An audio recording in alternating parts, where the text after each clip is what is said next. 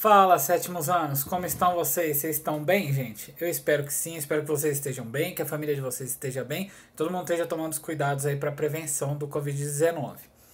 Hoje eu tô gravando esse vídeo para vocês, por quê? Porque nas atividades que vão chegar para vocês, vai abordar esse tema, as grandes navegações, que é um tema novo para vocês, que a gente não tinha abordado ainda juntos. Então, não é obrigatório para fazer as atividades, mas é para ajudar vocês, talvez esclareça algumas dúvidas. Então não é obrigatório assistir o vídeo para conseguir fazer as atividades, beleza? Eu vou fazer o seguinte, para não ficar muito longo esse vídeo, eu vou tentar dividir ele em duas partes. Então eu vou explicar até a metade do tema, corto o vídeo, né? Vou pausar o vídeo, e daí eu vou gravar a segunda parte. Você não é obrigado, quem estiver assistindo o vídeo, a assistir na sequência. Você pode assistir essa primeira parte, não interrompeu, vai lá descansar, toma um café, chega no dia seguinte, sei lá, e assiste o restante, tá bom? Então vamos começar pelo principal. Por que a gente vai estudar grandes navegações? As grandes navegações são principalmente do século XV, e elas são um movimento de expansão marítima, expansão ultramarina. Tem algumas nações europeias principais, mas a partir desse movimento é que a gente vai ter uma expansão enorme no comércio do mundo inteiro, que a gente vai ter a descoberta pelos europeus do continente americano, é a chegada deles até aqui, é a conquista de toda a costa da África, né? Todo esse percurso que o europeu vai fazendo para conseguir fazer essa volta. Então são as navegações em alto mar no Oceano Atlântico, que era muito desconhecido dos europeus naquela época. Então vamos lá, vamos chegar de enrolação e vamos começar a explicar esse tema para ficar mais claro para vocês. Primeira coisa que a gente tem que entender, já que a gente está falando de a pessoa indo ao alto mar, né, são os perigos que elas enfrentavam naquela época. Vamos ter em mente que a gente está falando de 1400 e Guaraná com rolha. Então, se a gente está falando de tanto tempo atrás, tem que levar em consideração que não tinha telefone na época, que não tinha rádio na época, que não tinha mapas claros na época, e eles não conheciam o ambiente por onde eles estavam navegando. Tudo era novidade. Então, quais eram os perigos reais que esses primeiros navegantes estavam enfrentando quando eles decidiam meter as caras e ir para o mar? Ventos desfavoráveis, por quê? Porque o navio era a velas, certo? Ele dependia do vento para inflar essas velas e levar eles para um lugar ou para outro. Então, se os ventos são desfavoráveis, eles... Nos primeiros tipos de navio que eles não conseguiam mudar a posição da vela, eles tinham um problema que era só se o vento estivesse soprando para o lado que eles queriam ir, que ia dar certo. Ameaça de encalhe. Como eles não conheciam o território, eles podiam esbarrar num iceberg, sei lá, numa ilhota ou qualquer coisa e ficar preso. Como não tinha telefone, como não tinha meio de contato, não ia ter como chamar um outro navio para falar, vem cá, meu irmão, vem me salvar aqui que eu encalhei. Na verdade já era, se você encalhasse não ia ter como sair do local onde você foi parar. Então esse é outro detalhe que a gente tem que ter em mente. Lugares estranhos, como eu já falei, são desconhecidos, então eles não sabiam o que encontrar pelo caminho. E aí tem outros 3 perigos ligados a essas viagens, que era a fome, as doenças e a sede. Por que esses 3? Essas embarcações zarpavam, iam embora do porto e iam procurar terras desconhecidas muitas vezes. Navegar por mares dantes nunca navegados. E como é que eles faziam isso? Eles abasteciam todo o navio, enchia de tudo que eles acreditavam que ia precisar, e eles tinham que ter um prazo. Eu acredito que em 2 meses eu chego no local que eu quero chegar. O problema é que muitas dessas viagens levaram vários meses além do planejado, e algumas levaram até anos. Então, pensa comigo, gente. Uma hora vai acabar a água, uma hora vai acabar a comida, vai acabar remédio, não vai ter médico. Se alguém tiver uma doença contagiosa no navio, vai espalhar para todo mundo. Você está em alto mar, não tem como sair do navio. Então, imagina que situação desesperadora que era você estar num navio à deriva. Então, esse era um dos perigos que eles enfrentavam. Esses eram os perigos reais. A gente ainda tem que pensar nos perigos imaginários. Se a gente está falando de século XIV, século XV, a gente está falando de uma época em que as pessoas acreditavam em coisas absurdas, como terra plana. Será que vocês já ouviram falar disso? A Terra é redonda, tá, gente? Só para deixar bem claro. Mas naquela época, até a gente concorda que com o pouco conhecimento, as pessoas da época podiam acreditar em coisas assim. Ou um outro pensamento muito popular na época era a Terra achatada. Às vezes eles pensavam que a Terra era um quadrado, né? Então, tudo da Terra estava aqui em cima. Quando você chegava na beirada, ia ter um abismo enorme. Então, se você navegasse pelo Oceano Atlântico, que é o que a gente está estudando, em um determinado ponto, tudo acabava e você caía. Entenderam a ideia? Outro perigo que eles imaginavam que existia, abaixo da linha do Equador ia ter tipo uma corrente de fogo, um rio de fogo que ia queimar tudo, então você não poderia atravessar ela. E um outro bem popular que a gente vê representado em várias histórias e mitos é os monstros marinhos. Aqui tem um dragão embaixo da terra. Essas pinturas são de época, tá? Só para vocês terem uma ideia. Ou os monstros marinhos menores, mas vários ao redor do navio. Veja essa pintura aqui. Por que eles acreditavam nisso?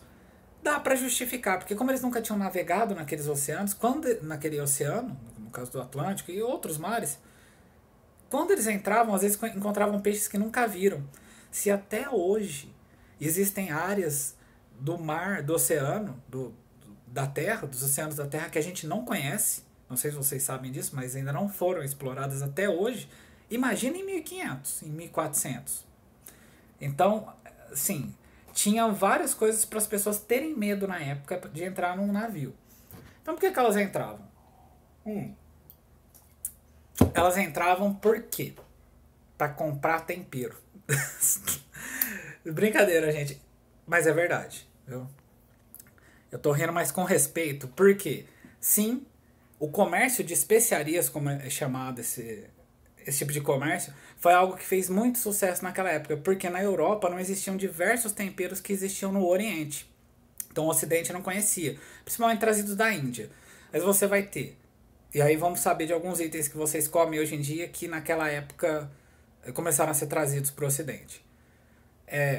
Canela, açafrão, gengibre, mostarda, pimenta normal, pimenta vermelha, pimenta do reino. Esses itens todos não eram comuns na Europa.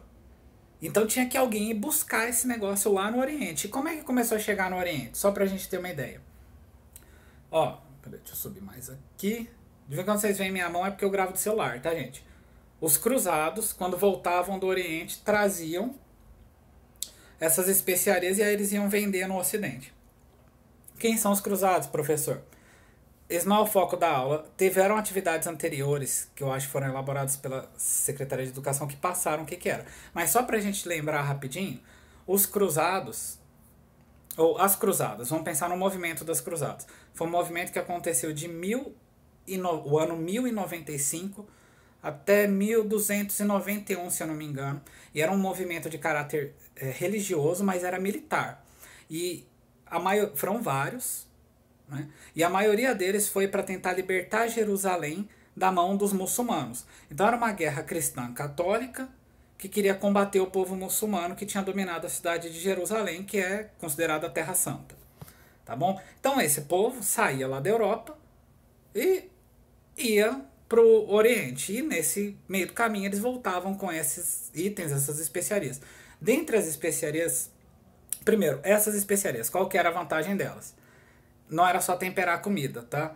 Porque entre esses temperos que a gente come hoje em dia, tem vários que são remédio, ou que podem ser usados como remédio.